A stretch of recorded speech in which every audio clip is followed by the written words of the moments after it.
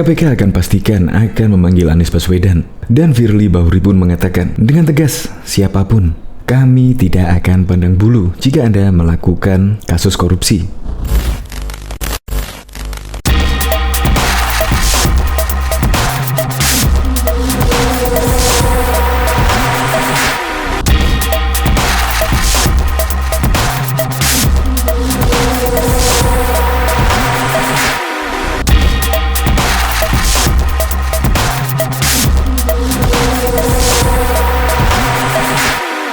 Dari berita-berita yang beredar, KPK akan memastikan memanggil Anies untuk dimintai keterangan supaya jelas dan benderang. Bahkan Ferdinand Hutahian di dalam kicauannya memberikan tagar tangkap Anies Baswedan. Dari Formula E, pembelian lahan, hingga kasus DP rumah 0%. Ya semoga sajalah kasus pembelian lahan tersebut setelah ada klarifikasi atau keterangan dari Gubernur DKI Jakarta Anies Baswedan bisa terang benderang dan supaya jelas dan tidak ada lagi pertanyaan publik. Tetapi menurut saya masih banyak lagi PR yang harus dikerjakan oleh KPK. Belum lagi kasus Formula E yang menurut kalender di tahun 2022 tidak ada nama Jakarta Indonesia di dalam jadwal Formula E. Ya semoga kasus-kasus seperti itu nanti bisa diungkap oleh KPK. Untuk lebih lengkapnya simak berita berikut ini, Good News Indonesia. Belum menyaksikan video ini, pastikan bosku jangan lupa subscribe. Karena subscribe itu gratis plus bonus tonton video terbaru setiap harinya.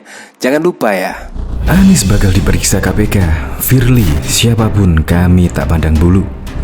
Komisi Pemberantasan Korupsi KPK akan diperiksa dan meminta keterangan Gubernur DKI Jakarta Anies Baswedan dan anggota DPRD DKI Jakarta soal alokasi anggaran pengadaan lahan Munjul, Pondok Rangun Cipayung, Jakarta Timur, DKI Jakarta tahun 2019. Ketua KPK Firly Bahuri mengatakan pihaknya akan mengungkap semua pihak yang diduga terlibat, baik dari kalangan legislatif maupun kalangan eksekutif. Anggaran pengadaan lahan sangat besar kerugian negaranya. Jadi siapapun pelakunya yang terlibat, dengan bukti yang cukup kami tidak akan pandang bulu, ujar Firly dikutip dari Remo Minggu 11 Juli. Menurut Firly, dalam penyusunan program anggaran APBD DKI, Gubernur DKI dianggap sangat memahami.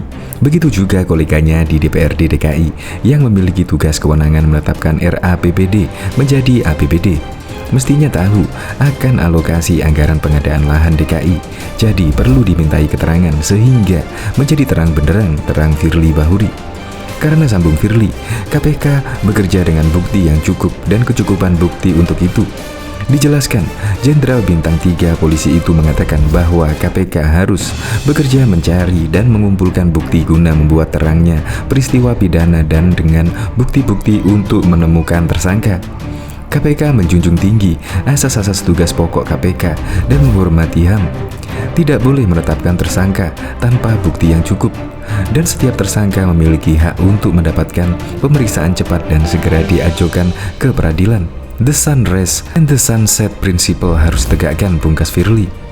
Dalam perkara ini, KPK telah menetapkan 5 tersangka, yaitu Yuri selaku Direktur Utama Perusahaan Umum Daerah Pembangunan Sarana Jaya Anja Runtunewi selaku Wakil Direktur PT Adonara Propertindo, Tommy Adrian selaku Direktur PT AP, Rudi Hartarto Irskandar selaku Direktur PT Aldira Berkah Abadi Makmur, dan tersangka korporasi yaitu PT AP.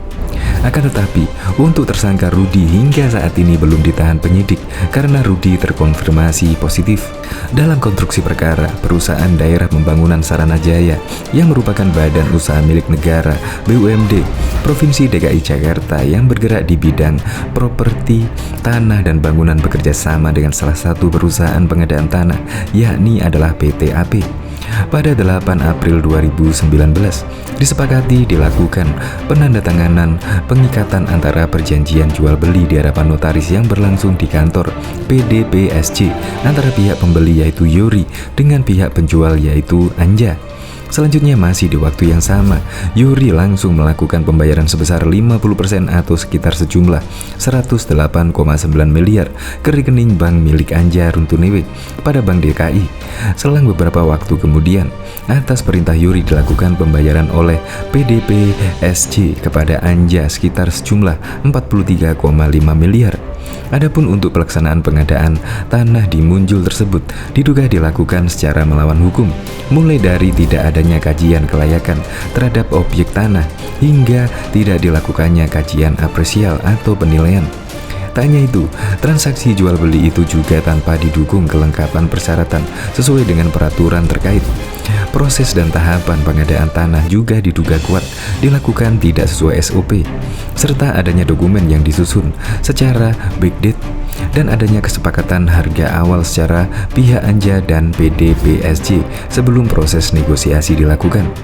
Perbuatan para tersangka tersebut diduga telah mengakibatkan kerugian keuangan negara setidak-tidaknya sebesar 152,5 miliar. Di samping itu, penyidik juga menemukan adanya dugaan penggunaan sejumlah uang oleh Anja untuk kepentingan pribadi bersama dengan pihak terkait lainnya, antara lain untuk pembelian tanah dan pembelian kendaraan mewah. Penyidik pun juga telah menerima pengembalian uang sejumlah 10 miliar dari tersangka Anja dan Tommy. Seperti diketahui juga, mantan politisi Partai Demokrat Ferdinand Hutahian tampak kesal dengan hasil survei yang menyebut Anies Baswedan merupakan sosok yang paling dijagokan menjadi presiden masa mendatang oleh kalangan anak muda. Terkait itu, Ferdinand pun justru membuka semua kegagalan Gubernur DKI Jakarta Anies Baswedan, mulai dari rumah DP 0% hingga penanganan banjir. Faktanya seperti itu, tapi masih ada yang bilang Anies sukses. Anies capres terkuat versi anak muda. Ini 5 hal yang perlu diketahui dari data survei indikator. Rumah DP 0% gagal dan korupsi. Formula E gagal, fee gelap gulita, banjir tetap tinggi, tapi diklaim sukses hanya dengan mengecat atap dan mengecat kolong flyover. Begitu susahkah mencari yang waras sekarang? Tangkap Anies, cuitnya dalam akun Twitter Ferdinand Hutahian 3, seperti dilihat di Jakarta Selasa 23 Maret yang lalu. Sebelumnya ia juga menyoroti gaya komunikasi Anies yang disebut-sebut unggul ketimbang tokoh-tokoh lain. Karena itu, ia tidak menampik jika narasi dan diksi yang dilontarkan Anies memiliki daya tarik tersendiri bagi kalangan milenial. Namun, dia meminta para generasi milenial untuk mewaspadai kemampuan Anies tersebut. Dalam teori komunikasi, narasi dan pilihan diksi yang disampaikan oleh seseorang memang menjadi daya tarik tersendiri, terlebih bagi milenial sekarang yang sudah rata-rata fasih dengan bahasa asing lanjutnya. Tapi jangan lupa, pembohong sukses berbohong karena pintar berbicara, sindirnya. Kemudian ia meminta Anies dan para pendukungnya jangan senang dulu. Menurut dia, hasil survei tersebut belum tentu bisa menjadikan Anies sebagai presiden. Memangnya survei indikator yang menentukan siapa presiden Indonesia? Haha, baru disurvei begitu saja bangganya sudah setengah mati kaum kadrun. Cuit Ferdinand. Dia menegaskan, Indonesia bukan saja Jakarta. Woi Drun, ini Indonesia bukan Petamburan, cetusnya. Bukan hanya Ferdinand, politisi-politisi lain juga turut berkomentar dan menanggapi hasil survei tersebut. Sekretaris Jenderal PDIP Hasto Kristanto menanggapi santai hasil survei tersebut. Apalagi orang yang belum menentukan pilihannya masih tinggi juga. Anggota DPRD DKI fraksi PDIP, Pantas Nainggolan, mensinyalir pemilihan Anies cuma melihat dari panggung depannya saja. Jangan lihat covernya, pilihan mereka masih didasarkan para pertimbangan-pertimbangan emosional, terang Pantas. Jubir PSI Valdo Maldini meminta pendukung Anies menyudahi kegembiraannya karena jawaban dari survei IP didominasi keraguan ketimbang memilih Anies.